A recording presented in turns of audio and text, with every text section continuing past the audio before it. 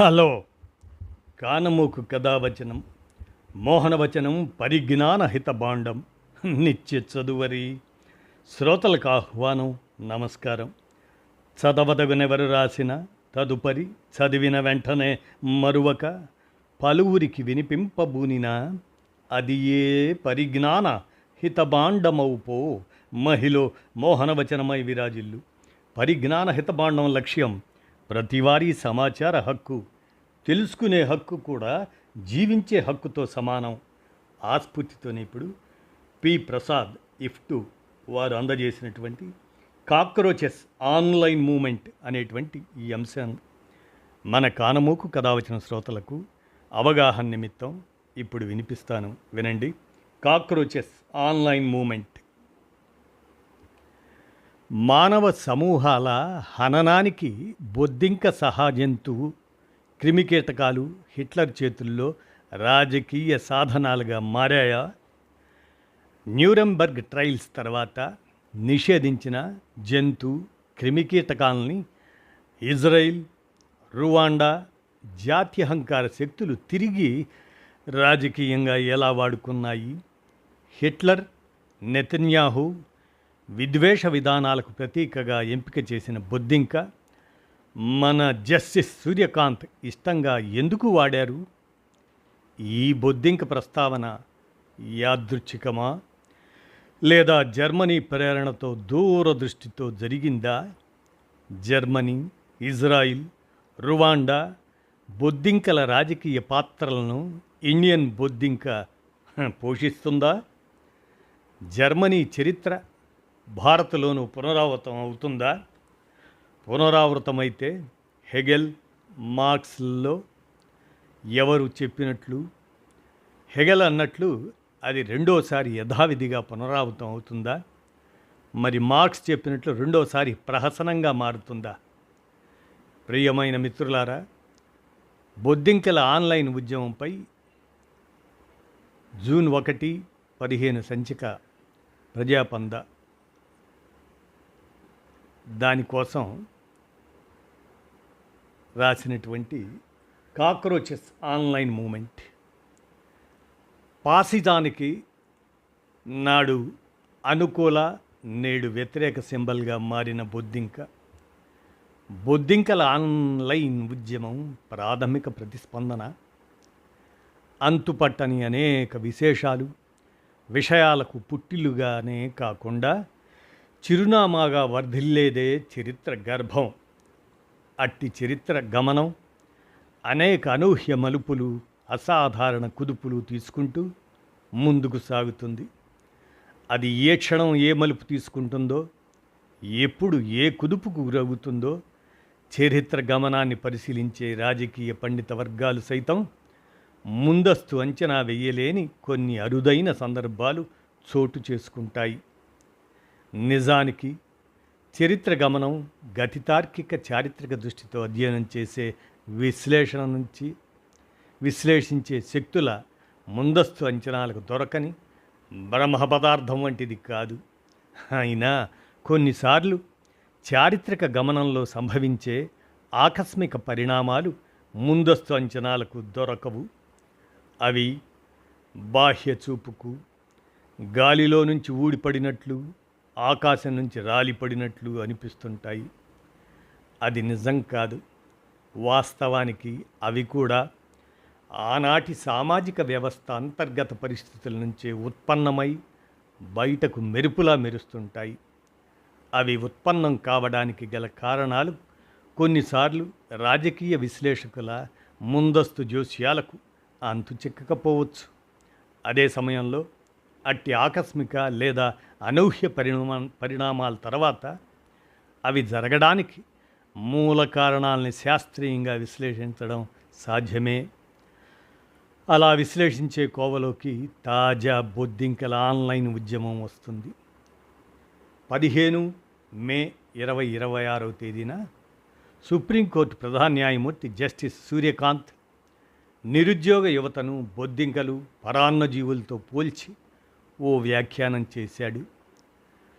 16/5/2026 Boston, అదే America ఆ బోస్టన్లోని ఒక భారతీయ విద్యార్థి అభిజిత్ దీప్కే దానిపై ఓ ప్రతివ్యాఖ్య చేశాడు. ఈ ప్రతివ్యాఖ్య వర్తమాన భారతదేశ రాజకీయ వ్యవస్థను ఓ కుదుపుకు గురి చేశాయి. అనూహ్య రాజకీయ మలుపుగా మారింది. ఇప్పుడు రాజకీయ విశ్లేషణలకు అదొక వస్తువుగా మారింది. ఈ అనూహ్య రాజకీయ పరిణామాలకు దారితీసిన అంతర్గత సామాజిక రాజకీయ పరిస్థితులను చారిత్రక దృష్టితో శాస్త్రీయంగా అధ్యయనం చేయాల్సి ఉంది. ఇది యాదృచ్ఛిక సంఘటనను ఆధారం చేసుకొని వ్యూహాత్మక అవగాహనతో నడిపించే ఉద్యమమా, లేదా ఒక యాదృచ్ఛిక ఘటన పట్ల యాదృచ్ఛికంగా తలెత్తిన ప్రతిస్పందన ఫలితమా? ఈ రెండింటిలో ఏది నిజమో సమగ్ర పరిశీలన చేయకుండా నిర్ధారణకు రాలేము. తాజా ఆన్లైన్ బొద్దింకల ఉద్యమ వర్గ స్వభావంతో పాటు తెర వెనుక దీన్ని నడిపించే రాజకీయ శక్తుల పొందిక పట్ల కూడా ఒక సమగ్ర అవగాహనకు రాలేము. ఇది అలాంటి సమగ్ర దృష్టికోణంతో మనం ప్రస్తావిస్తున్నది కాదు. దీనికి పరిమితి ఉంది. దీన్ని కేవలం ఈ క్రింది 2 విషయాలను వెల్లడించే పరిమిత దృష్టికోణంతో గమనించాలి. మొదటిది, ఓ నిర్దిష్ట మానవ సమూహాల్ని బొద్దింకలు తదితర జంతుజాలాలతో పోల్చి పిచ్చి కుక్క ప్రయోగానికి రాజకీయ సాధనంగా మారడం చరిత్రలో ఇదే మొదటిసారి కాదు. 100 ఏళ్ల క్రితం జర్మనీలో హిట్లర్ నాజీయిజంతో మొదలై నేటికి కొనసాగే అమానుష విధానమే. ఆ చరిత్రను గుర్తు చేయటం ఇప్పటి మన ప్రస్తావన లక్ష్యాల్లో ఒకటి. రెండవది, బొద్దింకల వంటి జంతుజాలాలు 100 ఏళ్ల క్రితం ఫాసిస్టు పాలక వర్గాల చేతుల్లో రాజకీయ సాధనాలుగా మారి ఫ్యాసిస్టు పాలకులు సాగించిన అమానుష మారణకాండకు బలం చేకూర్చాయి. అందుకు విరుద్ధంగా అవి నేడు ఫాసిస్టు శక్తుల నుండి చేజారి ఫ్యాసిజాన్ని బలహీనపరిచే రాజకీయ సాధనాలుగా మారాయి. ఇదొక కీలక మలుపును గుర్తు చేయటం మన ప్రస్తావన ఉద్దేశాల్లో మరొకటి. గిట్టని మనుషులను డర్టీ ఫెలో, వెధవ, సొంఠ, స్కౌండ్రల్, బచ్చ, లుచ్చ ఇటువంటి తిట్లతో దుర్భాషలాడే పద్ధతి తెలిసిందే. ఆ తర్వాత జంతువులతో పోల్చి హీనపరిచే తిట్లను కూడా ఆశ్రయిస్తారు. పందికొక్కు, గుంటనక్క, కుక్క, పంది, గాడిద, దున్నపోతు, గొర్రె, పిల్లి ఇటువంటి జంతువులతో పోల్చి దూషిస్తారు. జస్టిస్ సూర్యకాంత్ అట్టి జంతువులతో నిరుద్యోగ యువతను పోల్చలేదు. కొందరు గుడ్లగోబ వంటి పక్షులతో, చీడపురుగు వంటి క్రిములతో పోల్చి దూషిస్తారు. ఆయన వాటితోనూ పోల్చలేదు. బొద్దింకతో పోల్చి విమర్శ చేయడం సాధారణంగా జరగదు. భారత ప్రధాన న్యాయమూర్తి నిరుద్యోగ యువతను బొద్దింకలతో ఎందుకు పోల్చారు అనేది ఆసక్తికర ప్రశ్నే. దీనికి చరిత్ర గర్భంలో జవాబు దొరుకుతుంది. జర్మనీ ఛాన్సలర్గా జనవరి 30, 1933న హిట్లర్ అధికారానికి వచ్చాడు. అది ఎన్నిక కాదు, ఎంపిక మాత్రమే. ఓ 10 ఏండ్ల ముందే, అంటే 1923 ఏప్రిల్ 20వ తేదీన డర్ స్టర్మర్ వారపత్రిక న్యూరెంబర్గ్లో స్ట్రెచ్చర్ స్థాపించాడు. అది అధికారికంగా నాజీ పార్టీ అనుబంధ పత్రిక కాదు. స్ట్రెచ్చర్ నాజీ ప్రచారకుడే, హిట్లర్ గోబెల్స్ సన్నిహితుడు. వారి అండతో పత్రిక వెలువడింది. ఆ పత్రిక కమ్యూనిస్టు, యూదు వ్యతిరేక దుష్ప్రచారాన్ని చేపట్టింది. ముఖ్యంగా యూదుల్ని బొద్దింకలతో పోల్చి ప్రచారం చేసింది. నాజీ ఆస్థాన కార్టూనిస్ట్ ఫిలిప్ రూప్రెచెట్ నిత్యం యూదు కమ్యూనిస్టు శక్తుల్ని జంతు క్రిమికీటకాదులతో పోల్చి కార్టూన్లు వేసేవాడు. 1940లో వెలువడ్డ నాజీ సినిమా ది ఎటర్నల్ లా 1940 అది కూడా ఇదే దుష్ప్రచారానికి దిగింది. 1927 నాటికే ఆ పై పత్రిక బొద్దింకలతో పోల్చింది. అంటే 99 ఏండ్ల క్రితమే ఫ్యాసిస్ట్ రాజకీయాల్లో బొద్దింకలు సాధనంగా మారడం గమనార్హం. భారత ఉపఖండంలో పుట్టుకతో మనుషుల్ని జంతువులుగా పరిగణించే అమానుష వ్యవస్థను ఆర్య వైదిక వ్యవస్థ నిర్మించింది. జర్మనీలో ఆధునిక ద్రవ్య పెట్టుబడిదారీ వ్యవస్థ ఆధునిక మానవులను జంతువులుగా చిత్రించే పనికి పాల్పడింది. ప్రత్యేకంగా యూదులను జంతువులు, క్రిమికీటకాదులతో పోల్చి దుష్ప్రచారాన్ని చేపట్టింది. అట్టి నాజీ దుష్ప్రచారానికి ఎలుక, పేను, బొద్దింక రాజకీయ సాధనాలుగా మారాయి. అప్పుడు నల్లి, ఈగ, చీడపురుగు, రాబందు, పంది వంటి జీవులతో కూడా పోల్చి దుష్ప్రచారం సాగింది. వడ్డీ వ్యాపారులుగా, బ్యాంకర్లుగా మారిన యూదులను ఉద్దేశించి పరాన్న జీవులని కూడా దుష్ప్రచారం సాగింది. నాటి నాజీ ప్రచారానికి సాధనాలుగా మారిన బొద్దింక, పరాన్న జీవి నేడు భారత ప్రధాన న్యాయమూర్తికి ఎందుకు ఆదర్శంగా మారాయి? ఈ ఉపమానాలను ఆయన కాకతాళీయంగా వాడారా? వ్యూహాత్మక ఎంపికనా? ఇది చాలా కీలకమైన సందేహం. జస్టిస్ సూర్యకాంత్ చరిత్ర జ్ఞానం తెలియని వ్యక్తి కాదు. నోటి నుంచి ఆయాచితంగా బొద్దింక పదం వచ్చే వీలు లేదు. నిరుద్యోగ యువత మీద ఆగ్రహం యాదృచ్ఛిక అంశం కాదు. తూనికరాళ్లతో కొలిచి మాట్లాడే స్థానంలో ఉండి వ్యాఖ్య చేయటం గమనార్హం. అది ఒకవేళ యాదృచ్ఛిక ఆగ్రహమై ఉంటే యూజ్లెస్ ఫెలోస్, లేజీ ఫెలోస్ అటువంటి పదప్రయోగాలు చేసేవారేమో. యువతని జంతువులతో పోల్చి విమర్శించాలని భావిస్తే దున్నపోతు, ఊరకుక్క, ఊరపంది ఇటువంటి పదాలు వచ్చి ఉండేవేమో. కానీ బొద్దింక పదం ఎందుకు వాడారు? ఇదో ప్రశ్న. మన సమాజంలో గిట్టని వారిని బొద్దింకతో పోల్చి దూషించేవారెవరూ ఉండరు. ఒరేయ్ పంది, ఒరేయ్ దున్నపోతు, ఒరేయ్ గాడిద, ఒరేయ్ కుక్క, ఒరేయ్ గుంటనక్క ఇటువంటి వ్యాఖ్యలు చేస్తుంటారు. ఒరేయ్ బొద్దింక అని మాత్రం అనరు. ఆ తిట్లు వినిపించవు. కానీ జస్టిస్ సూర్యకాంత్ నోటి నుంచి వినిపించారు. ఎందుకు? బహుశా జర్మన్ నాజీ చరిత్ర చదివి ఉండొచ్చు. నాజీ ప్రాపగాండ తనను ప్రభావితం చేసిందేమో. నాజీ తిట్లు, వాటి నిఘంటువు ప్రేరణ ఇచ్చిందేమో. తన బొద్దింక వ్యాఖ్య వెనక ఈ నేపథ్యాన్ని కొట్టిపారవేయలేము. 100 ఏళ్ల క్రితం ఓ నిర్దిష్ట మానవ సమూహాన్ని జంతువులు, క్రిముల కింద దిగజార్చిన ఫ్యాసిస్ట్ ప్రక్రియ సాగింది. దానికి బొద్దింక ఒక రాజకీయ సాధనంగా మారింది. నాజీ సేనల్ని సోవియట్ ఎర్రసేన ఓడించాక 1945లో న్యూరెంబర్గ్ కేంద్రంగా యుద్ధ నేరస్తుల విచారణ జరిగింది. పైన పేర్కొన్న కార్టూనిస్ట్ ఫిలిప్ రుపెచెట్ ఆయన్ని బోన్లో నిలబెట్టారు. జంతువులతో పోల్చి కార్టూన్లు వేసినందుకు విచారణలో శిక్ష పడింది. ది ఎటర్నల్ లా 1940 సినీ నిర్మాతలకు సైతం దోషులుగా రుజువై శిక్ష పడింది. భవిష్యత్తులో మానవ సమూహాలను జంతు, క్రిమి కీటకాలతో పోల్చరాదని విజేత రాజ్యాలు ఏర్పరిచిన ఐక్యరాజ్య సమితి మానవ హక్కుల వైఖరి స్పష్టం చేసింది. యుఎన్ఓ, యునైటెడ్ నేషన్స్ ఆర్గనైజేషన్స్ మానవ హక్కుల ప్రకటన ప్రకారం ఓ నిర్దిష్ట మానవ సమూహాన్ని జంతువులు, క్రిమికీటకాలతో పోల్చడం నేరం. కానీ ఆగలేదు. ఆధునిక చరిత్రలో మొదటిసారి అలా పోల్చబడి నరమేధానికి గురైనది యూదులే.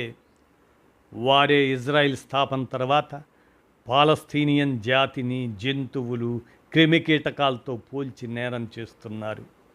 గాజా వాసులను బొద్దింకలు, విషసర్పాలు, నల్లులు, ఎలుకలతో పోల్చి మారణకాండను నెతన్యాహు సర్కారు సాగించడం వర్తమాన చరిత్రే.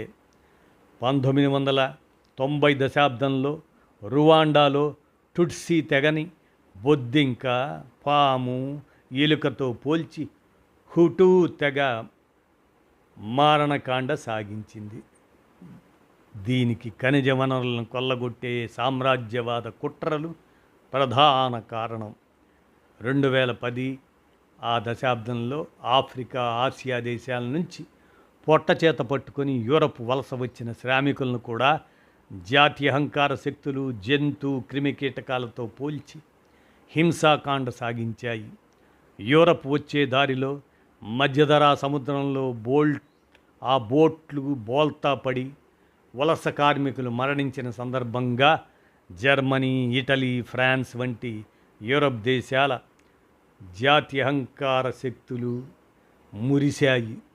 యూరప్లో దూరాలని వస్తున్న ఎలుకలు, బొద్దింకలు, పాములు వంటి వలస కార్మికులు దారి మధ్య గంగపాలైనందుకు ఆనందం వ్యక్తం చేశాయి. న్యూరెంబెర్గ్ విచారణల స్ఫూర్తితో రూపొందిన మానవ హక్కుల ప్రకటన ఇలా పోలిక పెట్టి సాగించే మారణకాండలను నియంత్రించలేదు. అవి అరుదుగా కొనసాగుతూ ఉన్నాయి. ఇలా నిర్దిష్ట మానవ సమూహాల్ని జంతు క్రిమికీటకాలతో పోల్చి మారణకాండ సాగించే ప్రయోగశాలలు న్యూరెంబెర్గ్ నుంచి వెస్ట్ బ్యాంక్, గాజా, కిగాలి, అదే రువాండా రాజధాని, మధ్యధరా సముద్రం మీదుగా తిరిగి Berlin, Paris, London, Rome, Vienna, బ్రసెల్స్కు బదిలీ అవుతున్నాయి. ఆ వరుసలో నేడు ఢిల్లీ వంతు వచ్చింది. జస్టిస్ సూర్యకాంత్ నోటి నుండి వెలువడ్డ వ్యాఖ్య వెనుక ఆయన నిజ ఉద్దేశం ఏమిటో ముఖ్యం కాదు. నేటి భారత రాజకీయ వ్యవస్థ ముంగిట్లో ఫాసిజం తలుపు తట్టే ప్రమాదకర సమయంలో నిరుద్యోగ యువతను బొద్దింకలతో పోల్చటం ఆచరణలో మున్ముందు ఏ ఫలితాలకు దారితీస్తుందనేది ముఖ్యం. దేశ భవిష్యత్తు యువతపై ఆధారపడిందనేది సార్వత్రిక మాట. వారిలో కార్మిక, కర్షక యువతపై ప్రధానంగా ఉంది అనేది వర్గ పోరాట శక్తుల మాట. ఆ యువతకు నేడు ఉద్యోగ ఉపాధులు కల్పించడం లేదు. పైగా ఆ నిరుద్యోగ యువత పని పాట లేకుండా జర్నలిస్టులుగా, సోషల్ మీడియా ప్రచారకులుగా, సమాచార హక్కు కార్యకర్తలుగా మారి బొద్దింకలుగా వ్యాపిస్తున్నారని జస్టిస్ సూర్యకాంత్ వ్యాఖ్య సారం. తనపై విమర్శలకు వివరణలో నిజాయితీ లేదు. బోగస్ డిగ్రీ పొందే నిరుద్యోగులను ఉద్దేశించి విమర్శ చేసినట్లు ఇచ్చే వివరణలో నిజం లేదు. పారదర్శకత అసలే లేదు. కనీస సిగ్గు సైతం లోపించింది. ఇలాంటి సందర్భాలలో ఇచ్చే వివరణలతో తక్కువ సిగ్గు, ఎక్కువ సిగ్గు, జీరో సిగ్గులను ప్రదర్శించడం సాధారణంగా జరిగేది. జస్టిస్ సూర్యకాంత్ వివరణ 3వ కోవలోకి వస్తుంది. ద్వేషానికి ప్రతీకగా హిట్లర్ ప్రేమతో వాడిన జీవుల్లో బొద్దింక ఒకటి. జస్టిస్ సూర్యకాంత్ ఆ ప్రేమను వదులుకోలేదు. బొద్దింక పరాన్నజీవి పదాల ప్రయోగం పట్ల ఆత్మవిమర్శ లేదు. ఒక మానవ సమూహాన్ని క్రిమికీటకాలతో పోల్చే పద్ధతి నేరంగా గుర్తించే ఆలోచన వ్యక్తం కాలేదు. కాకపోతే అట్టి మానవ సమూహపు సైజులో కోత పెట్టారు. మొత్తం నిరుద్యోగ యువతకు బదులు బోగస్ డిగ్రీలు పొందేవారిగా కుదించి వివరణ ఇచ్చారు. అదే నిజమైతే బోగస్ డిగ్రీలు పొందే అవకాశం కల్పించే పరిస్థితులు అందుకు కారణమవుతాయి. అందులో ప్రధాని ఒకరు. విద్యా వ్యవస్థతో పాటు నిఘా వ్యవస్థలు బోగస్ డిగ్రీలను ఎందుకు నియంత్రించడం లేదని ప్రశ్నించాల్సిన బాధ్యత న్యాయ వ్యవస్థపై ఉంది. ప్రధానమూర్తి చేసిన పని ఏమిటి? జస్టిస్ సూర్యకాంత్ వ్యాఖ్యల రికార్డు ఉంది. బోగస్ డిగ్రీ మాట లేదు. తన వ్యాఖ్య బేషరతుగా ఉపసంహరించుకొని నిరుద్యోగ యువతకు బహిరంగంగా క్షమాపణ చెప్పి ఉంటే ఈ వివాదం ముగిసి ఉండేది. ఒకవేళ తన అంతరాత్మ బొద్దింక ఉపమానం పట్ల పూర్తి నిబద్ధత కలిగి ఉన్నా బాహ్యాత్మ క్షమాపణ చెప్పి ఉంటే సమాజం క్షమించి ఉండేది. ఇది టీ కప్పులో తుఫానుగా ముగిసి ఉండేది. నాజీ ఉపమానం బొద్దింక పట్ల తన ప్రేమ సడలలేదు. దాని ఉపసంహరణకు ఆయన బాహ్యాత్మ సైతం ఒప్పుకోలేదు. ఫలితంగా ఆయన బాహ్యాత్మకు అంతరాత్మకు మధ్య వైరుధ్యం తలెత్తకుండా జాగ్రత్త పడ్డారు. శాసనశాఖకు చెందిన చట్టసభల నేతలు ఒక మానవ సమూహాన్ని జంతు జాతులతో పోల్చి విమర్శిస్తే సమాజం ఇలా పట్టించుకునేది కాదేమో. కార్యనిర్వాహక శాఖకు చెందిన ప్రధాని వంటి వాళ్ళు ఇలా పోల్చితే పట్టించుకుంటుంది. కానీ సమాజాన్ని ఇలా తీవ్ర కుదుపుకు గురి చేసేది కాదేమో. కానీ పై రెండు శాఖల పని పర్యవేక్షించి దిద్దుబాటు చేయాల్సిన న్యాయశాఖ బొద్దింకలు పరాన్నజీవులతో పోల్చి వ్యాఖ్య చేసింది. సుప్రీం ప్రధాన న్యాయమూర్తి కావటం గమనార్హం. పైగా విమర్శలకు వివరణలో బొద్దింక పరాన్నజీవితో పోల్చడంపై పశ్చాత్తాపం లేదు. ఇది మున్ముందు ఏ దిశలో అడుగులు పడతాయో అర్థం చేసుకోవడానికి కొంత మేరకు తోడ్పడుతుంది. నిరుద్యోగం, అస్తవ్యస్త పరీక్షల విధానం, లీకుల వంటి సమస్యలతో పాటు సాధారణ ప్రజలు ఎదుర్కొనే సమస్యల పట్ల స్తబ్దతలో లేదా అర్ధసుప్తావస్థలో ఉందని భావించబడే కోట్లాది నిరుద్యోగ యువతను జస్టిస్ సూర్యకాంత్ మేల్కొల్పారు. ఆయన వ్యాఖ్య నేటి డిజిటల్ యువత గుండెల్లో దాగిన అసంతృప్తిని మండించి కార్చిచ్చులా మార్చింది. అది ఆఫ్లైన్ ఉద్యమం కాకపోవచ్చు, అది ఆన్లైన్ ఉద్యమంగా పరిమితమై ఉండొచ్చు. కానీ నిరుద్యోగ యువత మనసుల్లో దాగిన తీవ్ర అసంతృప్తి, అసమ్మతి, ఆగ్రహావేశాల తీవ్రతను బహిర్గతం చేసింది. ఆ యువతను ఆలంబనగా చేసుకొని సామాజిక మౌలిక మార్పులను సాధించే లక్ష్యం గల పురోగామి సామాజిక రాజకీయ శక్తులకు ఒక కనువిప్పు కలిగించింది. ఆ యువతకు చేరువ కావలసిన ఆవశ్యకతని వాటికి గుర్తింపజేసింది. తన వ్యాఖ్యపై విమర్శల తర్వాత ఆయన ఇచ్చిన వివరణలో కూడా కనీస ఆత్మ విమర్శ లేదు. బొద్దింకలతో పోల్చటం పొరపాటని చెప్పడానికి మనస్సు ఒప్పుకోలేదు.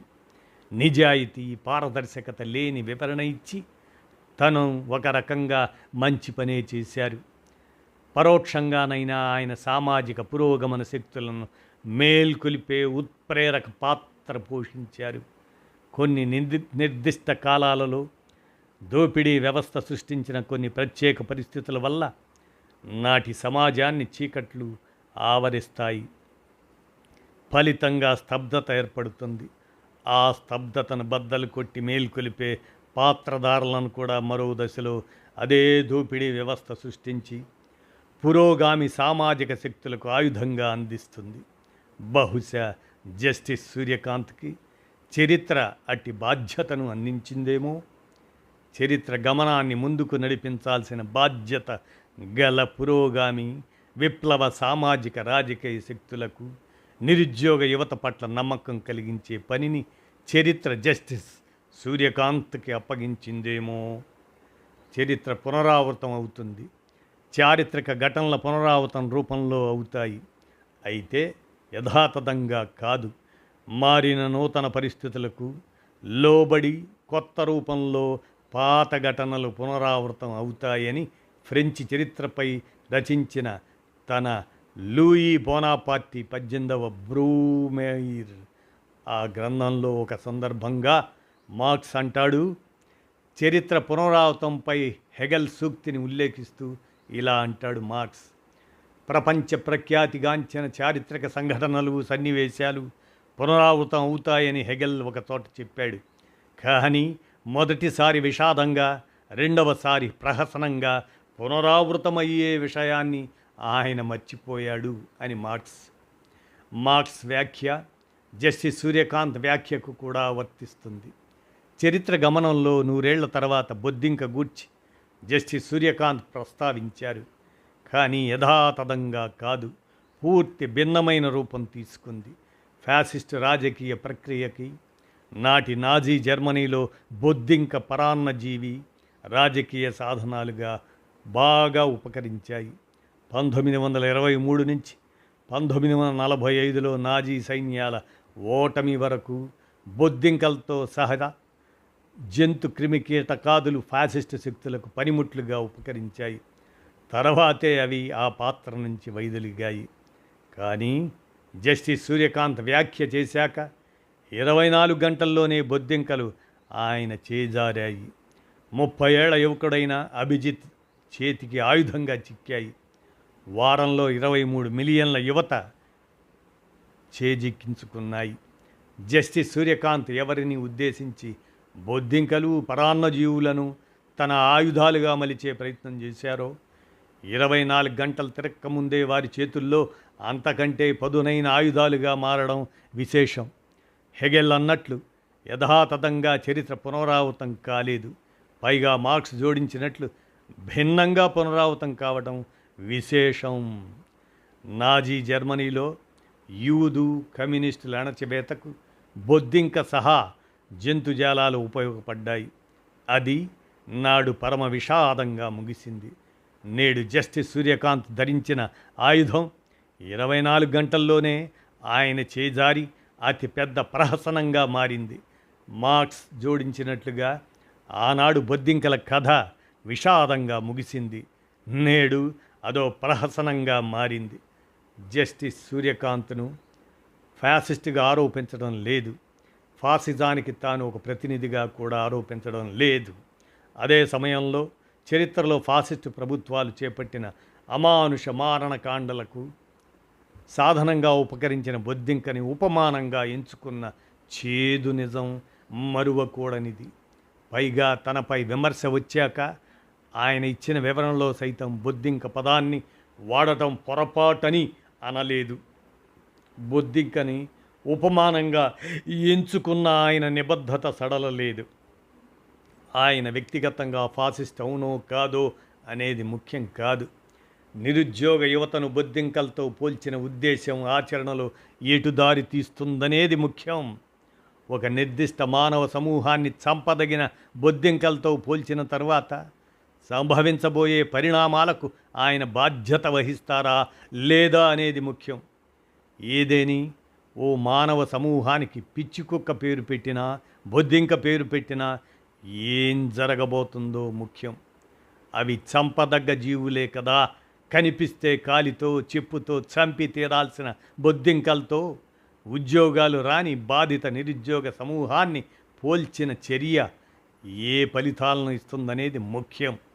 ఫాసిస్టు ప్రమాదం పొంచి ఉన్న కాలంలో ఇది ఏ ఫలితాలను ఇస్తుందనే దాన్ని బట్టి అంచనాకు రావాలి.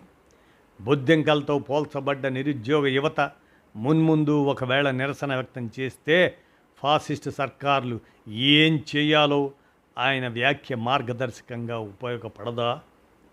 వారి నిరసనను బొద్దింకల్లా అణచివేతకి ఫ్యాసిస్ట్ ప్రభుత్వం దిగకుండా ఉంటుందా?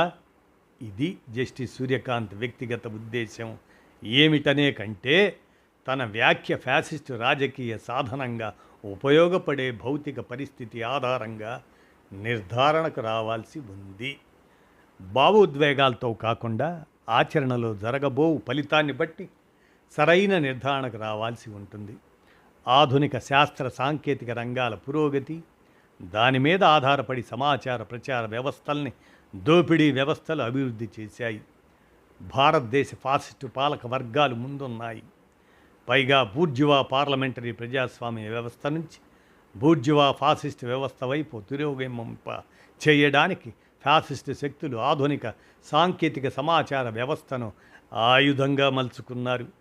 ఇది మాలేగావ్ నుంచి ముంబై వరకు సోకాల్డ్ టెర్రరిస్ట్ సంఘటనలను ఆలంబనగా చేసుకొని మధ్యతరగతి విద్యాధిక వర్గాలను మానసికంగా ఫాసిస్టు పాలనకు అనుకూలంగా మెయిన్ స్ట్రీమ్ మీడియా మలిచింది.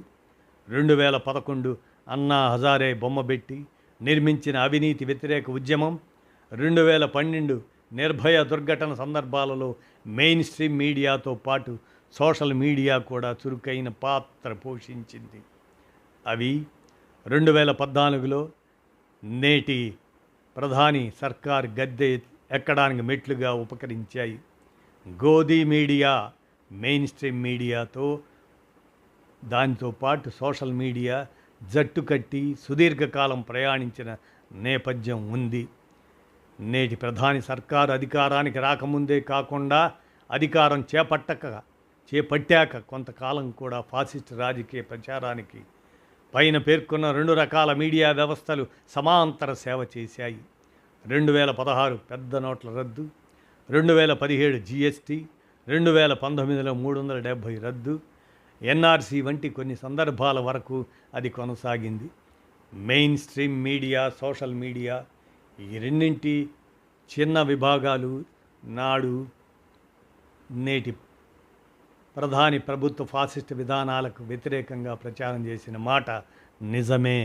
కానీ ప్రధాన విభాగాలు ఫ్యాసిజానికి అనుకూలంగా ప్రచారం చేశాయనేది ఒక భౌతిక వాస్తవం. నాటి పరిస్థితి క్రమంగా మారుతున్నది. ఈ మార్పు కొత్త పరిస్థితి సృష్టించడానికి సూచిక అవుతుంది. మెయిన్ స్ట్రీమ్ మీడియా ప్రధానంగా కార్పొరేట్ల చేతుల్లో ఉంది. అది పెద్దగా మారడానికి అవకాశం లేదు. సోషల్ మీడియా రంగంలో మార్పులు చోటు చేసుకుంటున్న కొత్త పరిస్థితి ఏర్పడింది. మొదట వాట్సాప్ యూనివర్సిటీ ద్వారా ఆర్ఎస్ఎస్ నిర్మించిన సోషల్ మీడియాకు క్రమక్రమంగా ఆదరణ తగ్గుతున్నది. నేటి ప్రధాని సర్కారు విధానాలను వ్యతిరేకిస్తున్న ప్రచార శక్తులు యూట్యూబ్ ఛానళ్ళు, ఇన్స్టాగ్రామ్, ట్విట్టర్ వంటి వేదికల ద్వారా వీక్షకుల ఆదరణ పొందుతున్నాయి. అది ఇటీవల బాగా పెరిగింది. దానికి సూచికగా జస్టిస్ సూర్యకాంత్ వ్యాఖ్యను చూడొచ్చు. ఇది ఫ్యాసిస్ట్ పాలకులకు అసహనం, కడుపు మంటలను పెంచడం సహజమే. కార్మిక, కర్షక, కూలీ వర్గాల వంటి శ్రామిక వృత్తుల ప్రజల కంటే మత విద్వేష, అగ్రవర్ణ, హిందుత్వ, ఫాసిస్ట్ భావజాలానికి ఎక్కువగా మధ్యతరగతి, విద్యాధిక వర్గాలు ఆకర్షితులైన గత నేపథ్యం తెలిసిందే.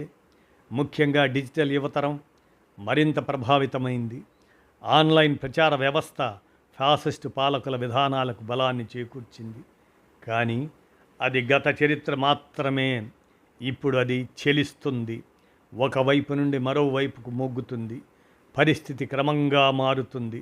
అది తలకిందులుగా మారిందనే తొందరపాటు నిర్ధారణకు రానక్కర్లేదు.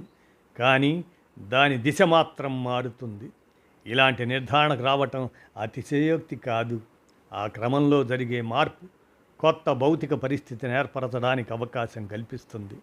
యువతలో నెలకొన్న నేటి స్తబ్దత స్థితిని ఈ మార్పు బద్దలు కొట్టలేకపోవచ్చు. అదే సమయంలో మన యువత ఘనీభవించిన రాతి శిల కాదు అనే చేదు నిజాన్ని లోకం ఎదుట చాటుతుంది. పైగా అదో ఆశాజనక పరిస్థితిని సృష్టిస్తుంది. ముమ్మాటికి భవిష్యత్తు పట్ల ఆశావహ వాతావరణాన్ని ఏర్పరిచి తీరుతుంది. అందుకు తాజా బొద్దింకల ఆన్లైన్ ఉద్యమం ఒక ప్రబల నిదర్శనం. డిజిటల్ యువతపై ఇంతవరకు కొనసాగిన వాట్సాప్ యూనివర్సిటీ గుత్తాధిపత్యం క్రమంగా బద్దలవుతుంది.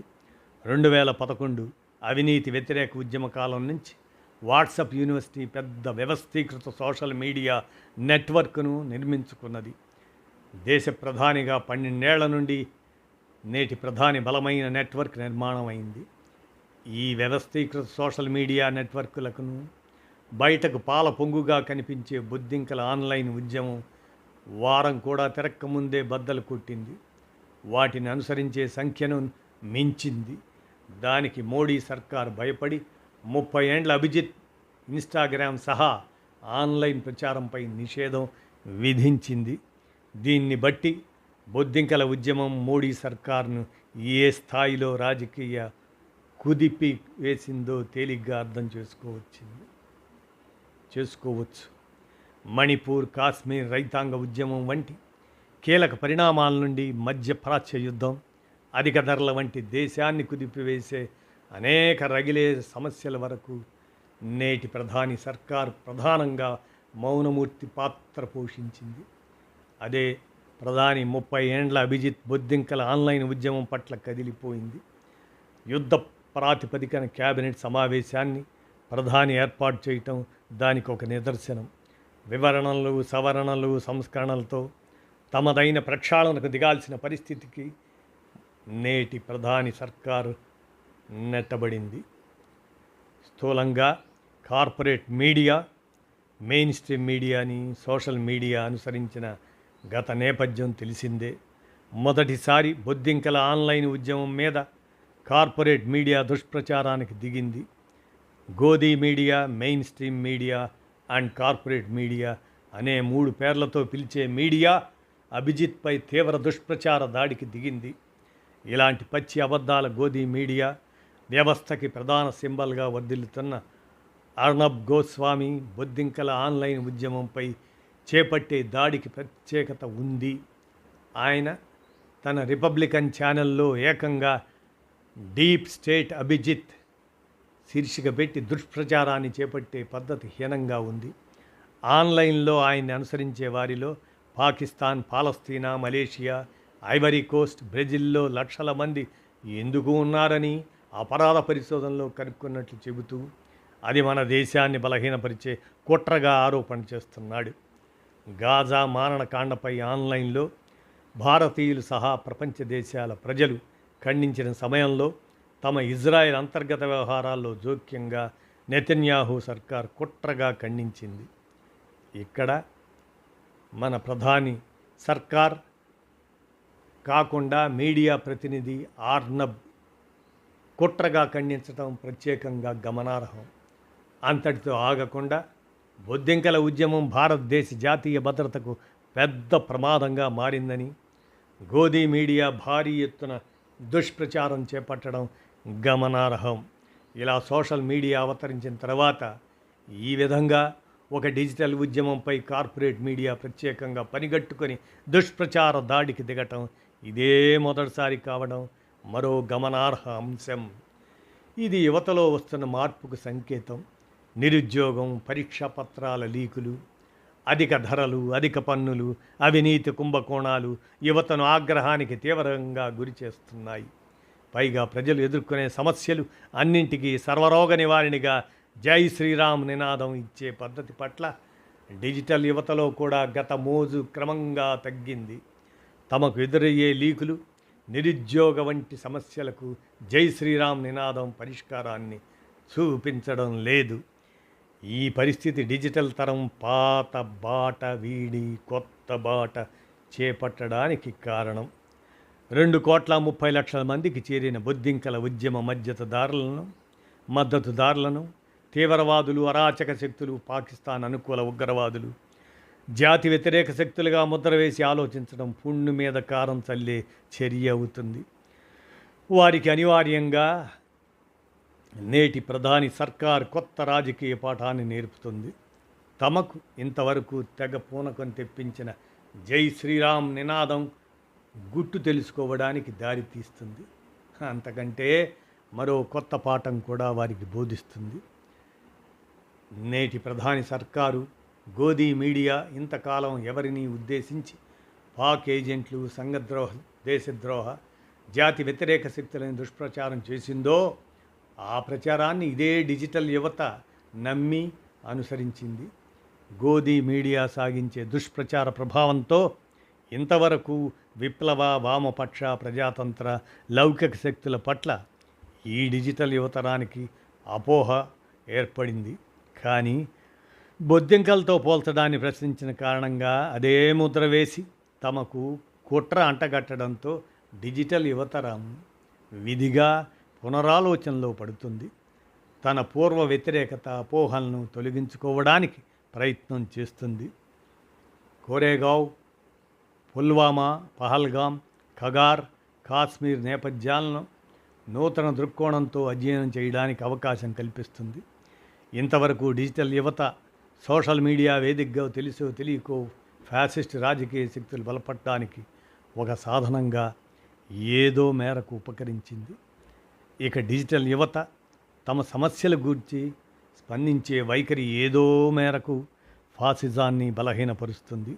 అది డిజిటల్ యువత ఇష్టాలతో నిమిత్తం లేకుండా అనివార్యంగా ఫాసిస్టు ప్రక్రియకి వ్యతిరేకంగా పోరాడే రాజకీయ ప్రక్రియకు కొత్త బలాన్ని ఇస్తుంది, సాధనంగా మారడానికి దారితీస్తుంది. నాజీ జర్మనీలో మీరు బొద్దింకలు అని నిందిస్తే, అవును బొద్దింకలం, మీ చెప్పులకు చిక్కకుండా అణిగి ఉంటాం అంటూ యూదులు లొంగి బ్రతికే ప్రయత్నం చేశారు. కానీ 60 లక్షల మంది దారుణ మారణకాండకు బలైపోయారు. నేటి ప్రధాని భారత్లో మీరు బొద్దింకలు అని నిందిస్తే ఎదురు తిరిగారు. అవును, మేం బొద్దింకలుగా వ్యాపిస్తాం అంటూ స్పందించారు. కోట్ల మంది యువత ఇలా మేం బొద్దింకలమే అని ఎదురు తిరగటం కొత్త చరిత్ర నిర్మాణానికి నాంది పలుకుతుంది. ఆన్లైన్ ఉద్యమాలు మౌలిక సామాజిక మార్పులను ఎన్నటికీ తేలేవు. 23 మిలియన్లే కాదు, 230 మిలియన్ల మందికి ఈ ఉద్యమం వ్యాపించిన మౌలిక సామాజిక మార్పులు సాధ్యం కాదు. అంతిమ పరిశీలనలో ప్రత్యక్ష పోరాటాల ద్వారానే సామాజిక రాజకీయ మౌలిక మార్పులు సాధ్యమవుతాయి. అలాగని ఇవి ఆన్లైన్ ఉద్యమాలుగా ఇలాగే ఉంటాయని కూడా కాదు. భవిష్యత్తులో ఈ ఆన్లైన్ ఉద్యమాలు అనివార్యంగా ఆఫ్లైన్ ఉద్యమాలకు మెట్లుగా మారతాయి. ఈ స్పష్టత పురోగామి సామాజిక రాజకీయ విప్లవ శక్తుల దృష్టిలో ఉండాలి. ఈ అంశం, ఈ ప్రస్తావన ముగింపు చేస్తుండగా 1/6/2026 ఒక ఫ్లాష్ న్యూస్ దృష్టికి వచ్చింది. తాను చేపట్టిన ఆన్లైన్ ఉద్యమాన్ని ప్రత్యక్ష ఆందోళనగా మార్చడానికి జూన్ 6వ తేదీ తాను ఇండియా వస్తున్నట్లు అభిజిత్ ప్రకటన చేశాడు. ఆ రోజు ఢిల్లీ చేరి కేంద్ర విద్యాశాఖ మంత్రి రాజీనామా డిమాండ్తో జంతర్ మంతర్ వద్ద ధర్నాకు శ్రీకారం చుడుతున్నట్లు ప్రకటించాడు. వ్యక్తుల కేంద్రంగా కొనసాగే ఈ తరహా ఉద్యమాలకు పరిమితులు, పరిధులు ఉండే మాట నిజమే. కానీ ప్రధాన ప్రతిపక్ష పార్టీలు సైతం యువత విశ్వాసం పొందడంలో విఫలమైనవి. నీట్ లీక్తో 23 లక్షల మంది విద్యార్థులు గుండెలు బగిలాయి. అయినా వారి విశ్వాసం పొంది రోడ్డెక్కించే పరిస్థితి ప్రతిపక్ష పార్టీల నుండి లేదు. ఇలాంటి నిర్దిష్ట ప్రతికూల పరిస్థితుల్లో అభిజిత్ వంటి వ్యక్తులు ప్రారంభించి వారంలో అనూహ్యంగా ఆదరణ పొందిన ఆన్లైన్ ఉద్యమం ఇప్పుడు ఇక ఆఫ్లైన్ ఉద్యమం రూపం ధరిస్తుంది. ఇది ఎన్ని పరిమితులు కలిగి ఉన్నా నిర్లక్ష్యం చేసేది కాదు. అభిజిత్ వంటి వ్యక్తులు నేటి ప్రధాని సర్కార్ ఫాసిస్టు అణచివేతను అధిగమించి ప్రత్యక్ష ఉద్యమాన్ని కొనసాగించే అవకాశం ఉంటుందా? రాజీపడి విరమిస్తారా? ఇటువంటి పలు సందేహాలు తలెత్తడం సహజమే. ఇప్పుడే నిర్ధారణ చేసి చెప్పలేం. అభిజిత్ మున్ముందు ఏమైనా కావచ్చు. కానీ ఆయన ప్రారంభించిన ఆన్లైన్ ఉద్యమం సృష్టించిన ప్రశ్నించే భావజాలం మాత్రం వృధా కాదు. ఈ ఆశా విశ్వాసాలు విధిగా ఉండాల్సి ఉంది. బొద్దింకల ఉద్యమం కోట్లాది మంది యువత మనస్సుల్లో సృష్టించిన ప్రశ్నించే భావజాలాన్ని ఆలంబనగా చేసుకొని విశ్లేషణ చేసుకోవలసిన రాజకీయ బాధ్యత సామాజిక పురోగామి శక్తుల భుజస్కంధాల మీద ఉంది. ఇంతవరకు డిజిటల్ యువత మీద తగిన నమ్మకం, అంచనా లేని పురోగామి శక్తులకు బొద్దింకల ఉద్యమం కనువిప్పు కలిగిస్తుంది. ఈ వెలుగులో అవి తమ తక్షణ కర్తవ్యం చేపట్టి నడుం బిగిస్తాయని ఆశిద్దాం. ఇదండి. ఈ విధంగా పి ప్రసాద్ అందజేసినటువంటి ఈ అంశం కాక్రోచెస్ ఆన్లైన్ మూమెంట్ అనే దాని మీద ఈ విశ్లేషణ అంశాన్ని మన కానమూకు కథ వచ్చిన శ్రోతలకు మీ కానమూకు స్వరంలో అవగాహన నిమిత్తం వినిపించాను. విన్నారుగా, ధన్యవాదాలు.